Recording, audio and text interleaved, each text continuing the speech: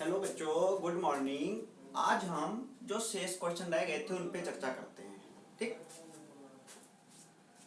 पहला क्वेश्चन है ए, जिसका सूत्र C6H12O2 जिसका लिथियम एल्युमिनियम हाइड्राइड द्वारा अपचयन करने पर बी और सी यौगिक प्राप्त होता है। बी का ऑक्सीकरण करने पर डी यौगिक प्राप्त होता है, जिसे जलीय NaOH के साथ क्रिया कराने के बाद गर्म करने पर ई यौगिक प्राप्त होता है, जिसे उत्प्रेरक की उपस्थिति में हाइड्रोजनीकरण करने पर सी यौगिक प्राप्त होता है। डी का ऑक्सीकरण करने पर एफ प्राप्त होता है, जो एक मोनोबेसिक अम्ल है जिसका अणुभार 60 है। देखिए, तो जो ए यौगिक है जिसका अणुसूत्र ये दिया हुआ है, तो हमने माना यौगिक A CH3COOC4H9 हो सकता है। इसका नाम क्या है? Butyl acetate. अब रिएक्शन देखते हैं। जो ये A यौगिक है CH3COOC4H9, ये A यौगिक है जिसका अपचयन करते हैं, वो भी लिथियम एल्युमिनियम हाइड्राइड द्वारा अपचयन करते हैं। तो देखो क्या बनता है। सबसे पहले एक एल्कोहल निकल जाएगा, इतना C4H9OH। अब क्या बनेगा? जो ये H है, ये क्या बना? CH3C, यहां पे H2 लग जाएगा और OH। कितने H लगे हैं? 2 3 4 H लगे हैं। तो चाहो तो यहां पर 4 H लगा सकते हैं। तो जब हम ए यौगिक का लिथियम एल्युमिनियम हाइड्राइड द्वारा अपचयन करते हैं, तो बी यौगिक और सी यौगिक प्राप्त होता है। अब कह रहा है बी का ऑक्सीकरण करने पर, तो जो बी यौगिक है CH3CH2OH, इसका ऑक्सीकरण करने पर, इसका जब ऑक्सीकरण करेंगे तो क्या होगा? H2O निकल जाएगा। क्या बन जाएगा? CH3CHO। तो कौन सा यौगिक बनता है? डी यौगिक बनता है। अब डी की क्रिया जलीय NaOH के साथ करानी है। जलीय NaOH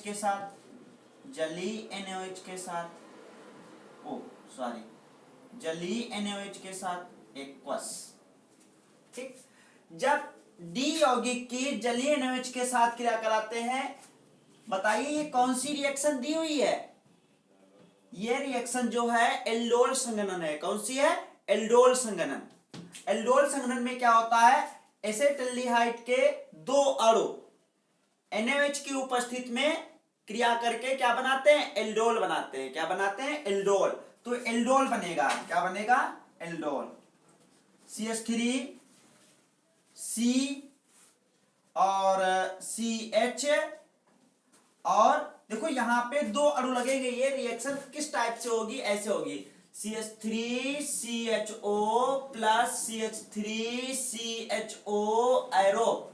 देखो CH3CH, अब यहां से एक H निकलेगा, यहां से मेथिल समूह से एक H निकलेगा, इस O के साथ इस प्रकार जुड़ जाएगा और बन जाएगा CH2CHO। ये बन जाएगा। तो क्या बन जाएगा? CH3CHOH CH2CHO। ये क्या हो गया? एल्डोल। ठीक, पहले क्या होता है? जलीय NaOH के साथ क्या करता है। अब दूसरे स्टेप में क्या होता है? इसी को गर्म करते हैं। जब ये कौन सा यौगिक था? बी। जब हम दूसरे स्टेप में इसको जब गर्म करते हैं, तब क्या होता है? यहां से एक H और ये OH H2O निकल जाता है, तो बन जाता है CH3CH। यहां से एक H निकल गया ना, तो यहां पे डबल बॉन्ड आ जाएगा। Double bond CHO। ये क्या बन गया? E बन गया। क्या बन गया? E। इसका नाम है क्रीटेल्डिहाइड। ठीक, ई उत्प्रेरक की उपस्थिति में, अब ई क्या होता है, उत्प्रेरक, कोई भी उत्प्रेरक लगा सकते हैं, लिथियम एल्युमिनियम हाइड्राइड भी लगा सकते हैं, सोडियम एल्कोहल भी लगा सकते हैं, लिथियम एल्युमिनियम हाइड्राइड, और निकेल उत्प्रेरक की उपस्थिति में भी आप चेंज कर सकते हैं। तो हम यहां पर लिथियम एल्युमिनियम हाइड्राइड द्वारा हाइड्रोजनीकरण करते हैं। तो देखो क्या बनता है, CH3, एक H यहां पे लग जाएगा, CH2, और जब एक H यहां पे लग जाएगा तो एक सिंगल बॉन्ड बचेगा। ठीक, चाहे छोड़ दो इसको, बन जाएगा CH2 हो गया। अब चेंज कर रहे हैं तो एल्डिहाइड जो समूह होता है वो एल्कोहल समूह में चेंज हो जाता है, H, ये H है। ठीक, या इसको ऐसे भी लिख सकते हैं, C कितनी है, 1 2 3 4, C4, 3 2 5 2 7 2 3 2 5 2 7 2 9, H9, और ये OH। तो देखो E उत्प्रेरक की उपस्थिति में हाइड्रोजनीकरण करते हैं, C यौगिक प्राप्त होता है, और C यौगिक क्या था, C4H9OH। तो ये C यौगिक पुनः प्राप्त हो गया। ठीक, ये वाला C यौगिक यहां पे कह रहा है ना, C यौगिक प्राप्त होता है। इसके बाद D का ऑक्सीकरण करने पर, D यौगिक है कहां पर, ये है, ये D यौगिक, CH3 CHO, ये D यौगिक है। D यौगिक का ऑक्सीकरण करने पर एक F यौगिक प्राप्त होता है, जिसका जो मोनोबैसिक अम्ल है। जब इसका ऑक्सीकरण करते हैं तो क्या प्राप्त होता है, CH3COOH, ये F यौगिक प्राप्त होता है। तुम लोगों ने पढ़ा होगा, ये एसिटिक अम्ल है, और एसिटिक अम्ल जो है ये एक मोनोबेसिक अम्ल है, और इसका अणुभार कितना होता है, 60 होता है। निकाल के देख सकते हो कि एसिटिक अम्ल जो होता है उसका अणुभार कितना होता है, 60। ठीक, तो ये रिएक्शन समझ में आ गई होंगी। अर्थात पूछ रहा था कि ABCDEF यौगिक क्या क्या होंगे, तो A यौगिक क्या होगा, ब्यूटिल एसीटेट, B यौगिक क्या होगा, एथिल अल्कोहल, C यौगिक क्या होगा, ब्यूटिल अल्कोहल, D क्या होगा, एसेटल्डिहाइड, और E क्या होगा, क्रीटेल्डिहाइड, ये हो गया। और F क्या होगा, एसिटिक अम्ल होगा। क्या होगा, एसिटिक अम्ल। क्वेश्चन अच्छा था, इसको कर सकते हो या स्क्रीनशॉट ले लीजिए। इसके बाद अगला यौगिक है, अगला क्वेश्चन है, इसके बाद अगला क्वेश्चन है,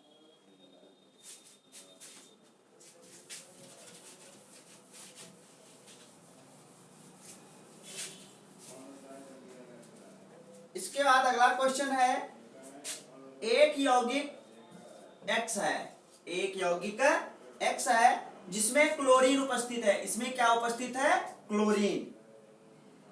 प्रबल अमोनिया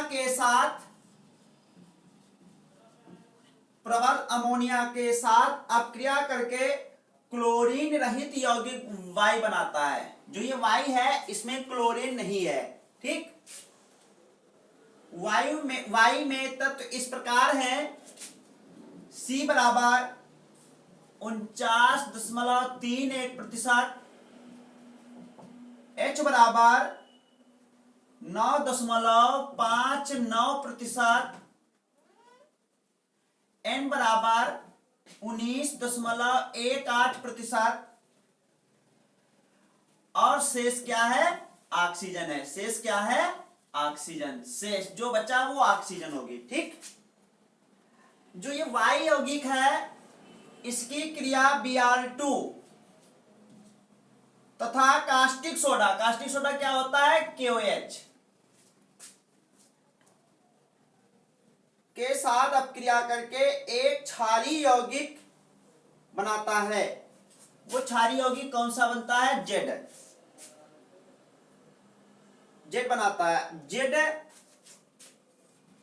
नाइट्रस अम्ल से क्रिया करके नाइट्रस अम्ल से क्रिया करके एथेनॉल बनाता है। क्या बनाता है? एथेनॉल, C2H5OH, एथेनॉल बनाता है।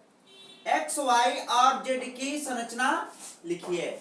हमें क्या क्या ज्ञात करना है? एक्स, वाई और जेड की कौन कौन से यौगिक हैं हमें पहचानना है। ठीक, इसके बाद देखिए हम क्या करते हैं।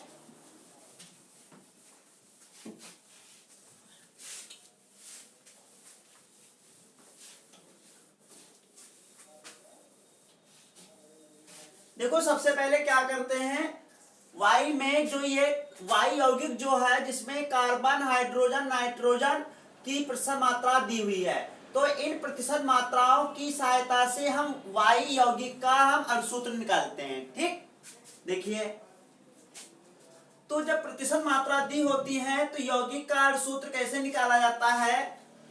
यौगिक का अणुसूत्र कैसे निकाला जाता है? तो उसके लिए एक सारणी बनानी पड़ती है और उस सारणी का पहला कॉलम होता है तत्व। क्या होता है? तत्व। तत्व का मतलब है कि जिस यौगिक का सूत्र निकालने जा रहे हैं उस यौगिक में कितने तत्व हैं। सबसे पहले यहाँ पे हम क्या कर लेते हैं, जो शेष ऑक्सीजन है इसकी प्रतिशत मात्रा निकाल लेते हैं। ऑक्सीजन की प्रतिशत मात्रा कैसे निकाली जाती है? 100 से शेष तत्वों, जितने भी तत्वों की प्रतिशत मात्रा दी होती है उस सबको जोड़कर 100 से घटा देते हैं। तो क्या बन जाएगा? 49.31 प्लस 9.59 और प्लस 19.18। सबसे पहले इन तीनों की प्रतिशत मात्रा जोड़ लेते हैं।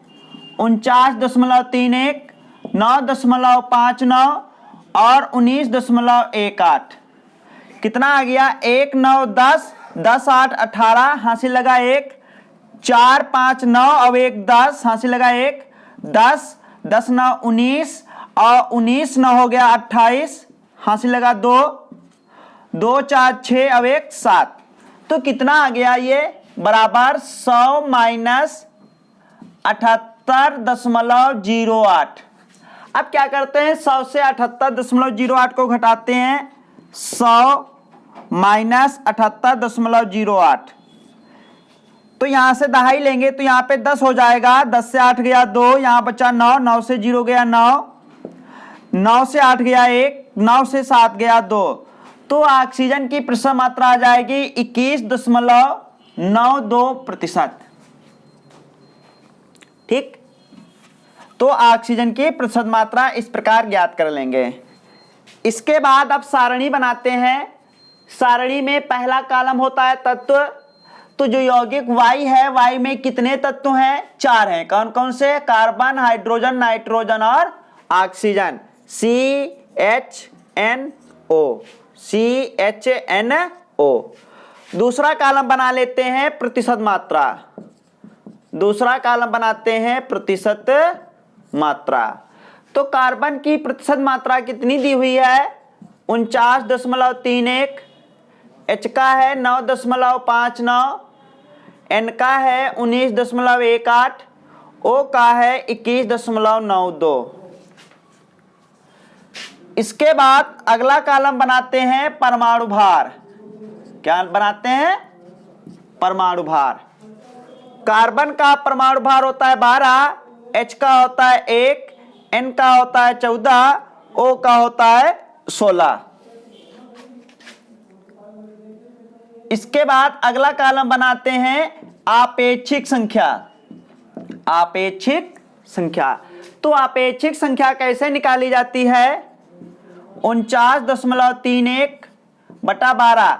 जिस तत्व की आपेक्षिक संख्या निकालनी होती है उस तत्व की प्रतिशत मात्रा को उसी के परमाणु भार से भाग कर देते हैं। ठीक, तो कितना आ जाएगा? 12 चौक 48 बचा 1, 13 हो गया, दशमलव लगा लिया, 12 कम 12, कितना बचा? 1। तो लगभग में एक बार और चला जाएगा। अब H की क्या निकालना है? आपेक्षिक संख्या। तो कैसे निकालेंगे? जिस तत्व की आपेक्षिक संख्या निकालनी होती है उसकी प्रतिशत मात्रा को उसी संख्या से भाग करते हैं। तो कितना आ जाएगा? 9.59। अब जब नाइट्रोजन की निकालेंगे तो 19.18 बटे 14 बराबर 14 कम 14, 19 से 14 गया 5 बचा, दशमलव लगा लिया 51 हो गया, 14 तिया 42, कितना बचा 9 8 और 14 सत्ती 98। अब O की निकालेंगे तो आ जाएगा 21.92 बटे 16, तो 16 कम 16 कितना बचा 5 59 हो गया, और 16 तिया 48, 48 कितना बचा 11 112 हो गया, और 16 सत्ती 112। ठीक, इसके बाद अगला कॉलम होता है सरल अनुपात। क्या होता है? सरल अनुपात। सरल अनुपात। सरल अनुपात कैसे निकाला जाता है? तो जिस यौगिक में जितने भी तत्व होते हैं उन तत्वों में जो आपेक्षिक संख्या सबसे कम होती है उससे सभी आपेक्षिक संख्याओं को भाग करते हैं। तो यहां पर सबसे कम आपेक्षिक संख्या कितनी है? 1.37, 9.59 बटा 1.37, 1.37 बटा 1.37, 1.37 बटा 1.37। अब क्या करते हैं? भाग करते हैं तो 3 बार पूरा पूरा चला जाएगा, 13 तिया 39। ठीक, और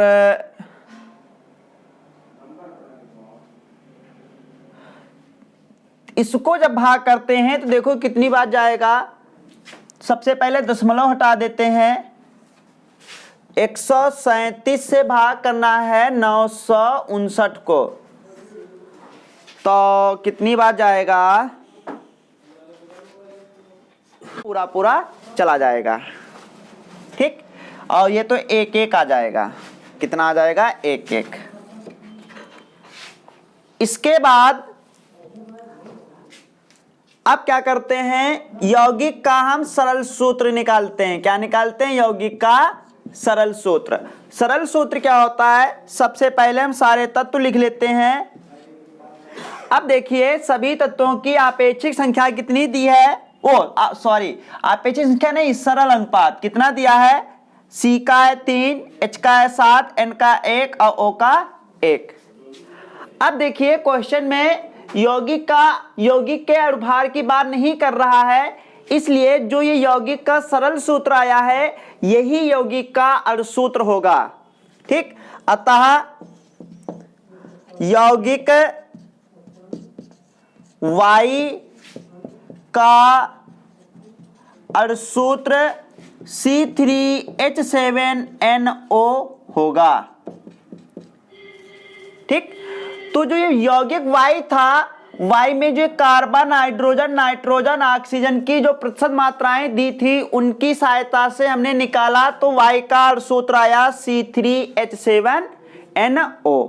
ठीक, अब हम रिएक्शन से अपने निकालते हैं। देखिए क्या होगा, इतना समझ में आ गया? स्क्रीनशॉट ले लीजिए कि एक X यौगिक है जिसमें क्लोरीन उपस्थित है, क्लोरीन उपस्थित है। तो देखिए क्या होगा, माना यौगिक X, देखिए सबसे लास्ट में क्या है? एथेनॉल बन रहा है। क्या बन रहा है? एथेनॉल। तो जो यहां पर X यौगिक होगा उसमें जो एल्किल समूह होगा वो एथिल ही होगा। अब बचा क्लोराइड समूह, क्लोराइड भी उपस्थित है इसमें, मतलब क्लोरीन भी उपस्थित है। तो क्या करते हैं? माना यौगिक X C2H5 CH2 COCl, ये यौगिक होगा। क्या होगा? C2H5 CH2 COCl हो सकता है। ये हमने माना है, अभी कंफर्म नहीं है। ठीक, इसके बाद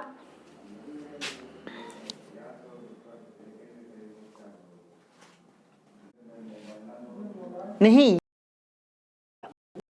C2H5 COCl हो सकता है।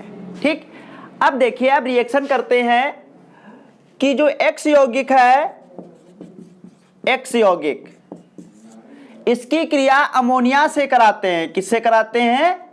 अमोनिया से। जब अमोनिया से कराएंगे तो यहां से एक H और एक Cl निकल जाएगा और क्या बन जाएगा? C2H5CO और यहां पे NH2 बचा। ये क्या बनता है? Y बनता है। और अभी हमने Y का सूत्र क्या निकाला था? C3H7NO निकाला था। अब देखिए क्या ये Y यौगिक जो बना है रिएक्शन से और जो हमने ट्रिक से निकाला है, जो ये दिया हुआ था इससे जो निकाला है, क्या दोनों के सूत्र सेम हैं? देखिए जोड़ लेते हैं तो C2 और C बन जाएगा C3H5 और H2 बन गया H7 और ये N और ये O। तो जो हमने रिएक्शन से निकाला है Y का अणुसूत्र और जो हमने प्रतिशत मात्रा की सहायता से निकाला है उससे जो आया है अणुसूत्र, दोनों देखिए सेम है, सेम है। अर्थात Y जो है क्या होगा? ये यौगिक होगा। क्या होगा? ये यौगिक प्रोपेमाइड होगा। क्या होगा? प्रोपेमाइड। ठीक। अब क्या कह रहा था? Y यौगिक जो है Br2 और KOH से क्रिया करता है। Y यौगिक C2H5CONH2, ये Y यौगिक जो है ये Br2 और KOH से क्रिया करता है।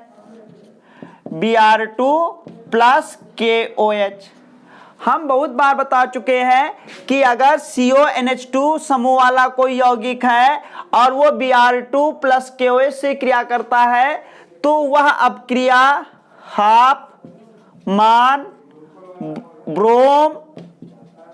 हाफमान ब्रोम एमाइड अपक्रिया होती है। क्या होती है? हाफमान ब्रोम एमाइड अपक्रिया होती है। और हाफमान ब्रोम एमाइड अपक्रिया में क्या होता है कि जो ये समूह होता है ये सिंगल बॉन्ड NH2 में चेंज हो जाता है। तो ये C2H5 तो रहेगा और जो ये मूलक है ये NH2 में चेंज हो जाएगा। ये हाफमान ब्रोमेमाइड अपक्रिया होती है। तो जो Y की Br2 प्लस KO से क्रिया कराते हैं तो Z यौगिक बनता है। तो Z क्या होगा? ये हो जाएगा। अब Z की क्रिया नाइट्रस अम्ल से करानी है तो इसकी जब नाइट्रस अम्ल से क्रिया कराते हैं तो क्या बनता है? एथेनॉल। हमने क्या पढ़ा है कि NH2 समूह वाला अगर कोई यौगिक है और उसके हम नाइट्रस अम्ल से क्रिया कराते हैं तो वो सदैव OH में चेंज हो जाता है। तो ये C2H5 तो रहेगा ही ये वाला समूह और ये वाला समूह OH में चेंज हो जाएगा। तो ये एथेनॉल बन गया और यही क्वेश्चन में भी कह रहा था। अर्थात जो हमने यौगिक X माना था तो ये बिल्कुल सही माना था हमने। ठीक। अर्थात X जो होगा ये वाला यौगिक होगा और Y यौगिक जो होगा ये यौगिक होगा और Z यौगिक कौन सा होगा? ये यौगिक होगा। ठीक। तो ये क्वेश्चन समझ में आ गया? सभी लोग स्क्रीनशॉट ले सकते हो।